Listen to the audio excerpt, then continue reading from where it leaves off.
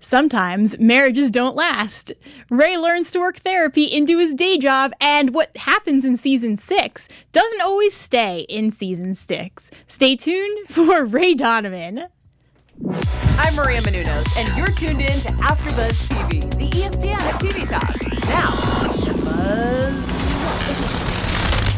Hey everybody, we are back for Ray Donovan Season 7, Episode 1. Yes, we are excited. My name is Rachel Goodman, and joining me is Louiza, our Showtime specialist. Yes, I am your Showtime specialist. I'm Louiza, and I'm so happy to be back. And we've also got Erika, our resident murderer aficionado. Wow, What's up, day. party people? Yes. Mrs. Donovan right here. So before we dive in, I just want to get your overall thoughts on the episode. You know, it was slow. I think for me, I wanted more. The way it ended was definitely more of something to look forward to the next episode. Right. Some stuff I kind of forgot about because it's been a while since I watched, season 6 naturally. But I don't know. I think it's kind of cheesy that Ray's actually applying all these new, therapy things to his lifestyle now. I don't know. I don't know if I like it. I kind of want like the mean Ray. How about you, Erika? What did you think? I think it's okay. I mean, for me, maybe like a C, a B minus, a C plus. It had some kind of fun moments, I guess. And it's interesting. Yeah, kind of like the same. Like I'm still trying to remember. Like, now wait, what happened? Yeah, and I'm like, I'm not going back. So we're gonna have to, make it work. But yeah. So I remember, the cops and McGrath and everything. The suicide. Yeah. And so, so we'll see. I thought it had a few little interesting turns. It wasn't the most like gut-wrenching, but it was a fun episode. See, okay, so I went back and I rewatched everything before Good for you. Season 7. That's what a lead moderator should do. So, going into this, I very much enjoy this first episode because I feel like, especially if we compare it to season 5 and season 6, it's a lot brighter, and I think we needed a change, especially with Ray. Over the course of the last couple of seasons, he was definitely having a mental breakdown. Yeah. And so I feel like in order for the series to continue, we needed to have this break. I just, in general, feel like it's retaining the darkness from other seasons, but we're also getting a bit of a lighter break. And in the sense that even if you just look at the surroundings, it's been lighter footage than it usually is. You're so right. It did start on a positive note. Yeah. Especially with him applying his lessons that he learns in therapy, like breathing and going back and actually saying sorry after hurting someone. That's so unlike Ray. So I agree. Yeah. And so sure. Starting off, we had this interesting thing where we see that Ray is still in therapy with the same doctor, Dr. Amyot, I believe his name is. Arthur Amyot. And so we see him in therapy, and they kind of use therapy as a tool to show us that Ray has now gone back to jail. Not Ray, Mickey has gone back to jail. What did you guys make of being reintroduced to the world in this way, and how did you foresee this going with Mickey? It was kind of confusing back and forth, showing him going to jail and going back to therapy, and then 4 months later and all of that. Mickey will never stay in jail. For me, it's just not permanent. The idea of him going there, I just know he's always going to weasel himself out. It tied into a lot of things of Ray wanting to forgive him and all of that. I wasn't surprised at all with that storyline, with him actually going to jail or going back to jail.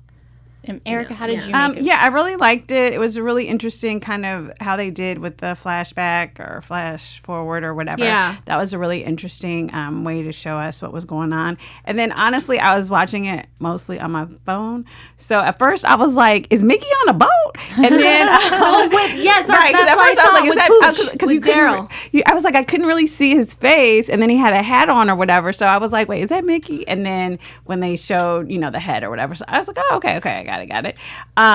So it was interesting to see, because you do kind of get this feeling like, okay, Mickey's not going to stay in prison. So, you know, you kind of get course. that, like, you know, foreshadowing or whatever. But it was interestingly done, I think. And the one thing that I'm going to mention this now because it becomes a big like motif for the episode is the 4-leaf clover. Yes. Right. Yeah. Yes. What did you guys think about that symbol as it relates to Mickey throughout the episode? He got the tattoo in jail, right, in Yeah. prison. And then he sees the same sign at the gas station. And that same gas station, you know, they take us through the truck driver who was kind of distributing that gas, right? But at the same time that the gas blows up. I mean, the accident towards the end. So was that really saving him? Did the 4-leaf clover save him? Because it saved himself from jail right at the end. Yeah. So and that's right now we don't know yet. We don't know yet. It's a cliffhanger. The way Exactly. But you know what we do see is that Mickey finds a 4-leaf clover when Ray is taking him to prison to turn himself, or to downtown to turn himself in. Yeah. Then he gets the tattoo. Then he sees it on the gas tank. And you're right. We don't know. To him, like, especially being Irish, like, it should mean... Luck of the Irishman. It should mean something very lucky. And so I feel like that, not to get into predictions territory, Right. but when we see Mickey at the end and we see the explosion, I feel like there's no way that he can be dead. Oh, hell no. Now he's going to leave and he's going to just fake his situation like he died in that accident. People are going to mourn everyone. And he's going to come crawling back home, probably, you know. Erica, what do you think? Yeah, like, no, I agree, because we see Mickey and he, like you said, he finds the 4-leaf clover. But then to me, I feel like Mickey has always been someone who's made his own luck. So I do kind of feel like, okay, how is the person going to randomly start choking? And then, you know, and then kind of with the whole backing up and stuff, like, it seems... You know, it seems interesting. So, you know what I'm saying? Then the door fly, like, part of me is like, okay, it could be luck, or, you know, he knows when he was going to be transferred. Maybe this is something he's orchestrated to escape, is what I think, anyway. Yeah. And he gave him the finger, right? The truck driver. He gave him the finger, but that doesn't necessarily mean that's not but it was orchestrated. Well, no, I think to me, they could have easily put something in whatever it was he was eating if they knew he was going to be there to choke. That's what I would assume. Because I was like, how's he randomly just going to choke right now? Like, it just seems weird. And what I didn't know if it was him choking or a heart attack. No, heart attack. Yeah. For sure. Yeah. Okay. So I wasn't sure. I assumed heart attack. Yeah. We don't know yet for, 100%. Yeah. But, okay. So we get all of this. We also get a lot of this idea of Ray forgiving his father. Mm-hmm. He goes to visit him in the jail. And it's a really interesting interaction where he says, "Hey, Mickey, I forgive you." And Mickey's response is anger. Like, nope, you get down and you better beg for my forgiveness. I was pretty irritated during that scene. I don't know how you guys felt. You wanted him to accept Ray's forgiveness. Like, not accept, but say, okay, thank you for forgiving me, kind of like that. I wanted Mickey to be thankful for it. And if we go back and look at the last season, Mickey really wanted that relationship. And so now we've got, it didn't make sense to me. And maybe it's just bitterness because Ray forced Mickey to, not forced per se, but, was waiting for him downstairs and made sure that he actually went in to serve so that Bunchy would not get the heat for it. Well, he's doing so much of what a father should do, right? He's taking the heat for his son. But at the same time, he said, I did 20 years for a crime I didn't do where I could have been with you guys. So you think by you just saying, I forgive you, that's all going to go away? So I understand Mickey at the same time, but I think Ray is just so messed up in the head. This is such a step forward for him in his life. So yeah, I mean, Mickey's not accepting it. How do you feel about it? Yeah, and I kind of agree with that as well, because I kind of feel like, okay, I get that Mickey did some horrible things, when they were children. However, also, now Ray has set him up and basically he's taken the fall, again. Well, not saying taking the fall, but he took the fall for Ray before. And now, he's going to prison again. And it's like, okay, he's going to die in prison. And basically, at the end of the day, he's going to spend more than half of his life in prison. Yeah. So I feel like, and then to still have all this animosity, like he is, doing what he can. And Ray's trying. you could see in his face how awkward it is, but he's trying. And that's where I feel bad for Ray. Yeah, That for sure. he finally has come to a place where Yeah. he can have this conversation with his father. And it's just, Mickey's not hearing it. And he walks back to the guy that he beat up, and he's like, I'm sorry, you should just hash things out with Mrs. Mueller or Mueller or whatever. And it's just so cute to see Ray try. He's trying. So speaking of that kid with Mueller, let's start talking about maybe a little more of the subplot here and what's been going on. So we see that there's a stalker. We hear a little bit about Mueller, but the big thing outside of that, and we'll get to Ferrari in a second, but the big thing outside of all of this is that they found, the police have found the head of one of the cops. Right. Yes. And that happens pretty quickly after we are reintroduced to this. So I feel like this is going to be a very huge plot point for the season going forward. Albert Clancy. Yeah. Exactly. And so we kind of have the situation where Ray is trying to take care of this at the same time do his regular work. And I'm not optimistic that they're going to get away with this time. Smitty is paranoid because this was when, if correct me if I'm wrong, this is when they were cutting up the bodies last season, right? Last episode when they did all that stuff and the head ends up obviously coming out of the ocean. And Smitty could not take it. but why is he tripping out so bad? It wasn't only him, right? Like, it was a family affair. Yeah. Speaking of Schmitty, Yes. let's talk about him and Bridget for a second. She's having sex with someone else for sure. We think that it's the please. dude. So, okay, that kid, let me grab his name, Jonathan Walker Hansen. Came in with his manager. And at first, we were sitting there watching, and we're like, okay, maybe it's the kid that Bridget's sleeping with. Then we realized, no. That little brief interaction that the manager had with Ray gave it all away when Ray was like, thank you for helping Bridget so much. Ding, ding, ding, ding, Bridget ding. likes older men. Let's flash back to season 3 and 4. She had a crush on her teacher too, remember? Oh, Yeah. right. That's true. And Schmitty, I'm sorry if I'm messing it up, but he's a kid. Yeah. He's a kid. And we all know they got married because she was so heartbroken. The mom died. He was there. He tried to fill up that void in her heart. They were always going to get a divorce. Point is, she's banging him. We were talking about this last season, too, about how it wasn't going to work out. Right. Yeah. Exactly. And she's a woman now. And we can see, I found it interesting when she was at the gun range and she was literally shooting and Ray's having this conversation with her and she just very casually says, we're done. Me and Schmitty are done. And then he's like, you need to loosen your grip. And he meant it about her, the way that she was shooting the gun.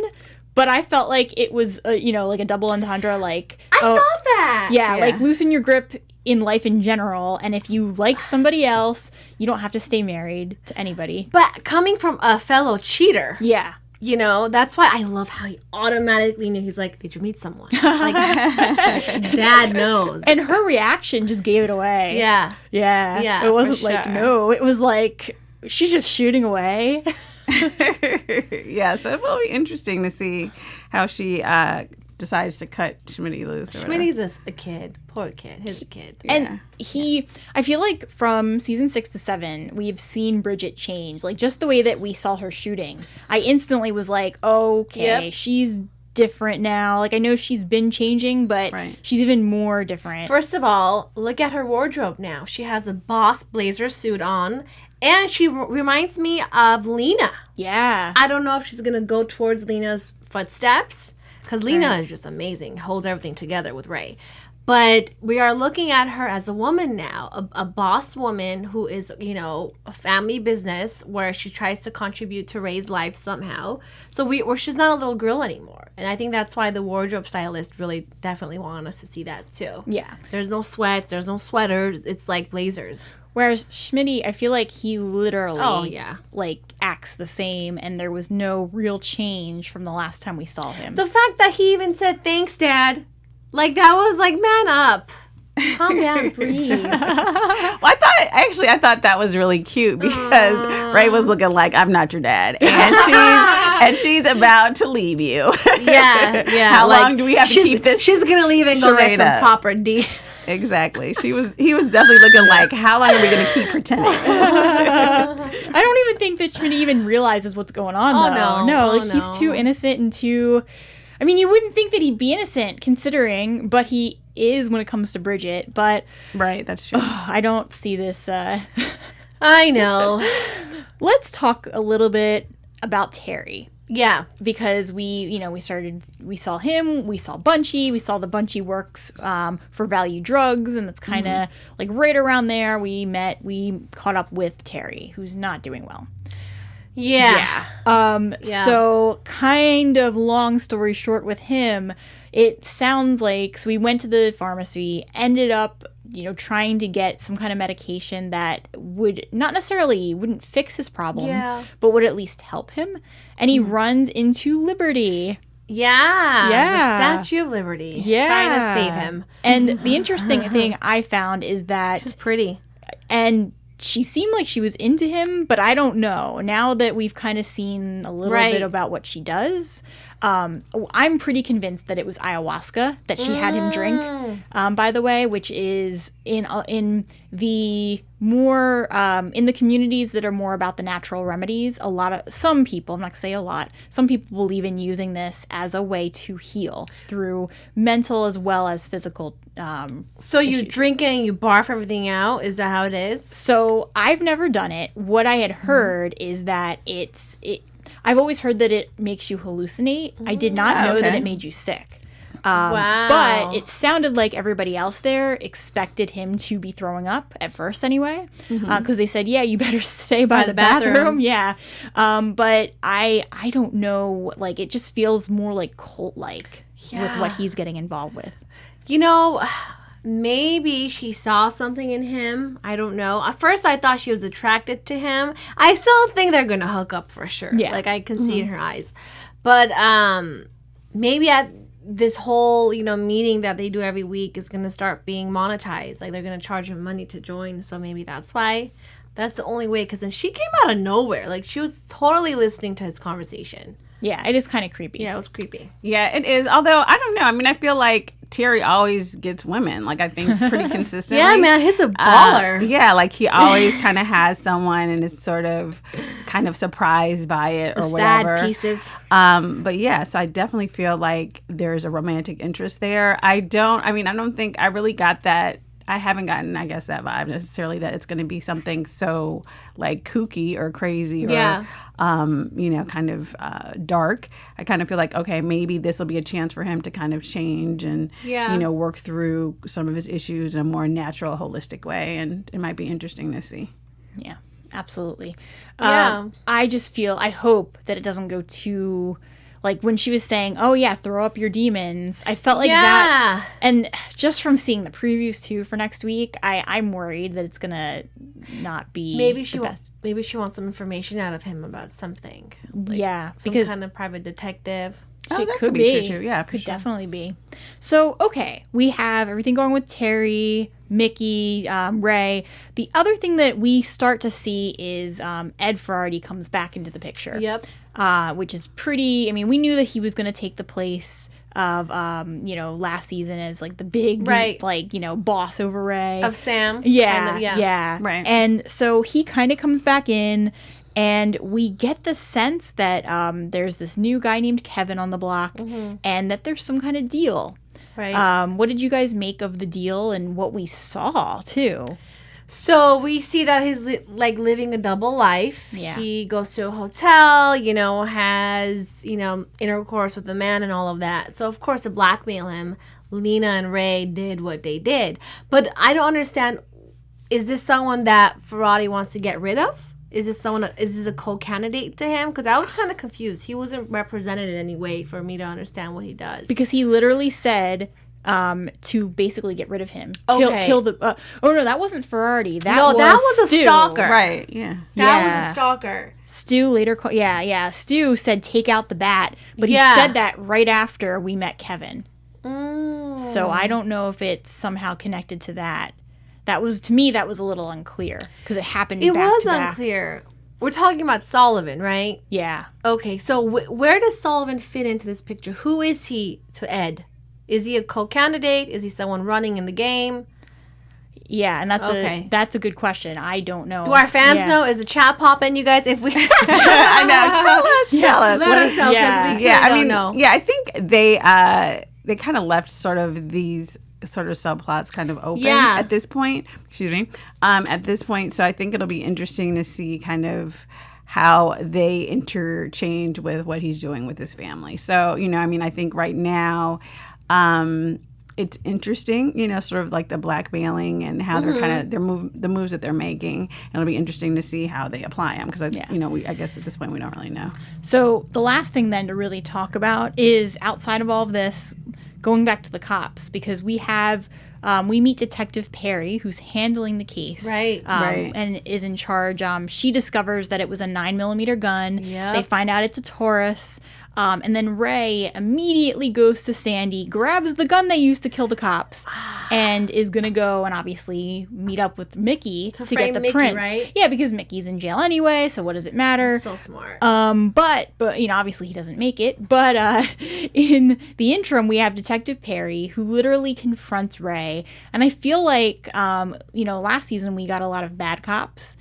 This season, it's probably going to be more focused on the good cops. Yeah. And actually, cracking down on guys like Ray. Good. Yeah. That's a good twist. Yeah. I mean, we already did the bad, so it's so much of the bad. 6 seasons of the bad. Give us I was gonna say, are there good cops? We'll see till the end. Let's wait. Well, Detective Perry seems very good. I don't know about the rest of her team, but I think she's going to stop at nothing to figure out what happened. Okay. And get get whoever did this behind bars. Yep. Okay, so since you rewatched it, I don't remember what they did with all the other heads. Like, is everybody else's head in there? Because I feel like they sliced them up, right? They cut up the bodies. Right. So, but I feel like because she's going back there with divers, I feel like the heads have to be there. Yeah. Kind of what I think. But I don't remember what they did with the heads really off the top.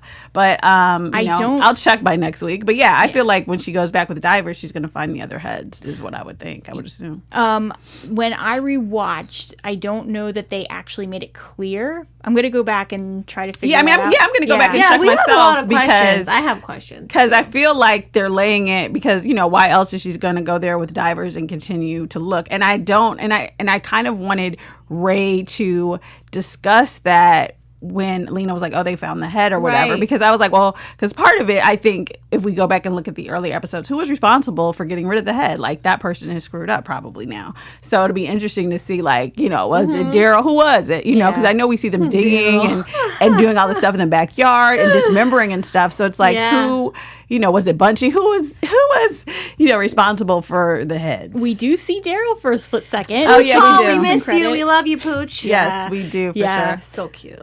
So I'm hoping we get more of him. Considering this plot is coming back up, I'm sure we will. Yeah. And hopefully he'll come on as a guest. Yeah, that would be amazing. Yeah. We are always open to being on the show. Sure.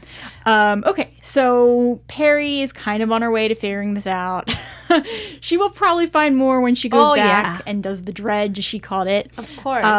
We got a little bit. We saw Sandy again. Then, as we kind of mentioned earlier, to end the episode, we had kind of two different things happening at once. We saw Terry hallucinating on the ayahuasca and seeing that Mickey had passed away. Yep. Right. Right. And then meanwhile, as this is happening, we see the whole situation with the truck rolling backward and then the bus driver with all the inmates being shipped upstate cannot get out of the way in time. And then we see this mushroom cloud exploding. Yep.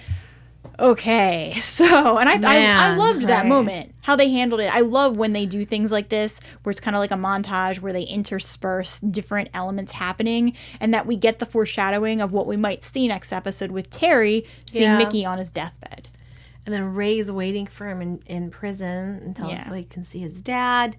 Gosh, I don't know. I know Mickey got away. He's going to stage this, whereas he died, and boom, that's it. He wins. Yeah, there's no way. Of course. There is no way. Right? What do you think? Well, no, I mean, I think, absolutely, because I think what'll happen is we'll have to see well, we won't get into predictions, but yeah, because to me, like in Fire, that's the one way he can escape without anyone knowing. So, so I do feel like that would be something that he would plan. I think now the idea or the weight of, okay, you're going to kill all those other people so you can get away, that's interesting. And I think that'll kind of add, more to kind of who Mickey is or who we know him to be. That will be even more interesting.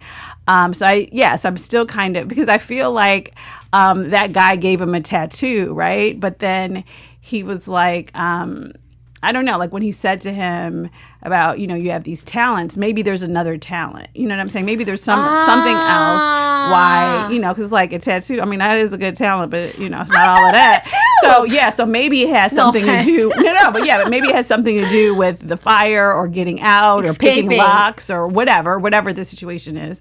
So I think that, I think the way they left it was interesting, but I think almost in any show that you watch, like if the person dies by fire and their body can't be identified, then, especially in this sort of fire, who's to say who's really going to be in there at the end of the day? Yeah. So you're so right, because when Mickey did tell him, you have all these talents, whatever, you'll be good or whatever. But I'm like, okay, sure, he'll do a tattoo for the inmates, but what's this skill he's talking about? Right, exactly. That's because I was like, I don't think it's that tattoo. I was like, okay, because I was like, you young, you cute, and you can tattoo. He is cute. You're not going to be that safe. I was like, maybe Mickey is referring to something. Don't drop the soap, kid. Yeah, exactly. It's too linked for there not to be something, and I'll get to my thoughts a little bit more on predictions when we get there. Yeah, right. But for now, let's jump to our segments. First, we're going to do our news segment. Right.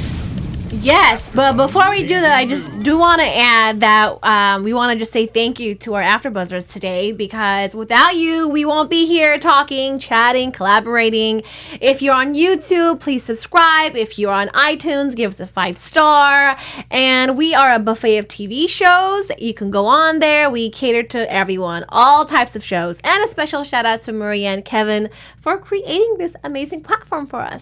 Thank you, guys. Okay. And if you're watching us right now, like, give us a thumbs up because you're already here. Absolutely. Thank you. Okay, so now we said news. Okay, so actually, I came across this amazing article with TV Insider with actually Alan Alda, and he is talking about his experience working on the show with Ray and how it's been so therapeutic for him. And he's such a legendary actor. He's a Emmy winner. Originally on Second City. Yes, yep, absolutely. And he's known for playing roles like this as well. But he actually, one thing that really stood out to me in the article is he has his own podcast. Oh, yeah, I actually follow that podcast. Clear and Vivid? Mm-hmm. Oh, what do you think about it? You like it? I mean, I haven't, I only have so much time, but he has some really, like, he's had Sarah Silverman. He has some very interesting actors and stuff on there. I love and it's been going on for, I think, a few years, actually. It's been going on for a minute. And he's like, he likes taking roles like this because it helps him become a better communicator.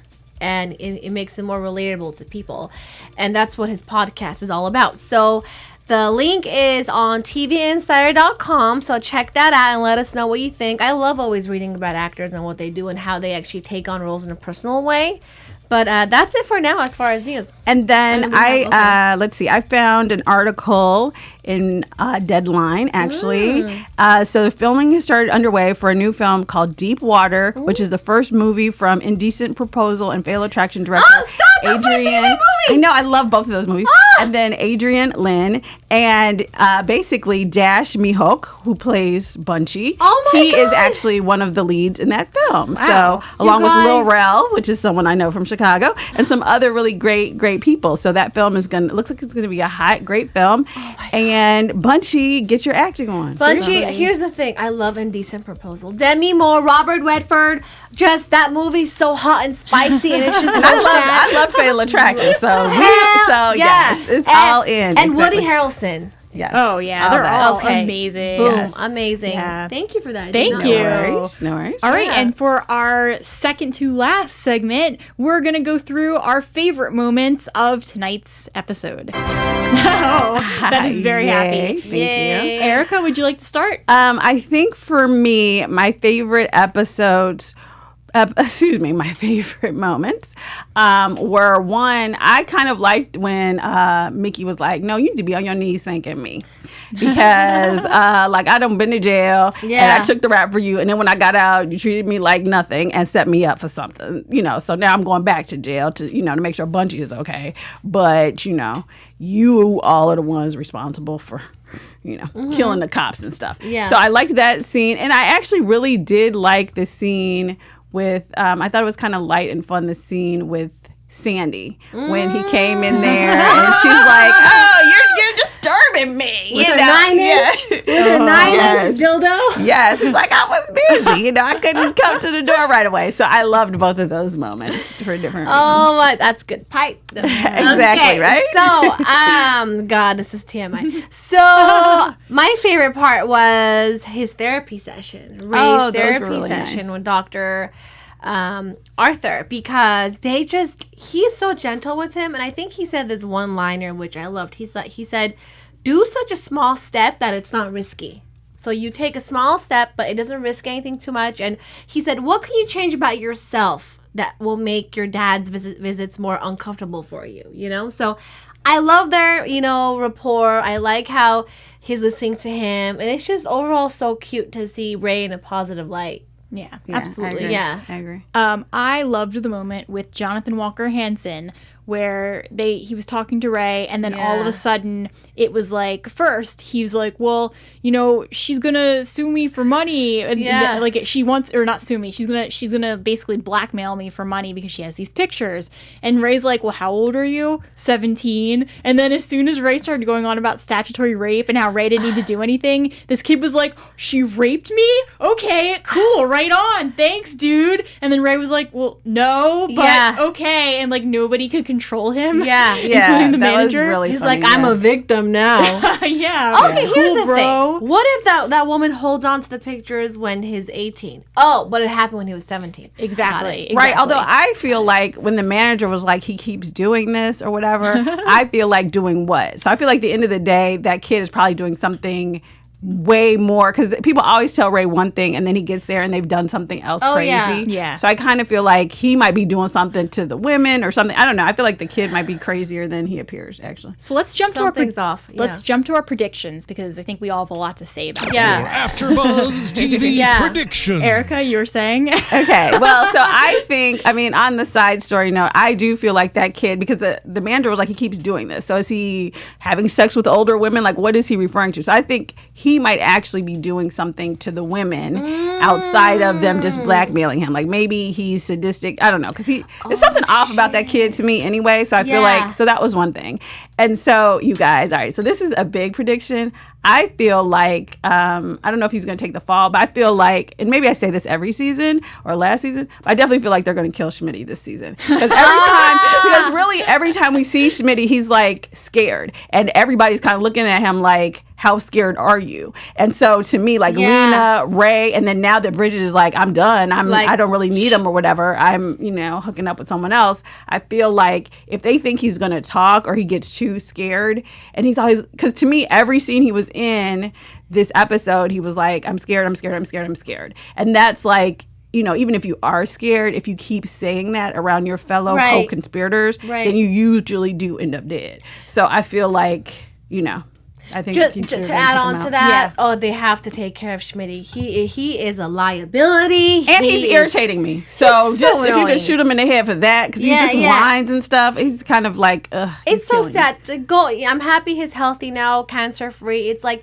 I wouldn't want them to hurt him. Just ship him away to somewhere else. I wouldn't want them to hurt him either, but I definitely believe because he was so shaken by that cop coming there. I feel like that's going to be a problem. Yeah, for sure. So, Louisa, did you have any other predictions? As far as predictions, I know Bridget's gonna get a divorce for sure, and I think she's hooking up with the manager. That's like for sure. And then I feel like with Mickey, there's no way he's dying. I feel like things are gonna open up, and I think we're gonna see more of a character development with Daryl. I think we didn't see a lot of him last time. I really want more of him.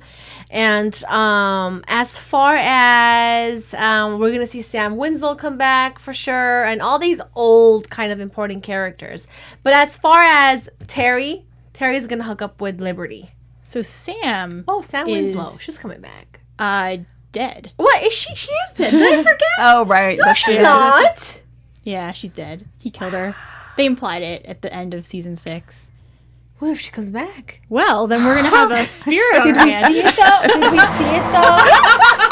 I don't remember. That's So been a what year, you happened- guys. Don't judge me. It's been a Just year. to remind everybody, it was the end of season 6.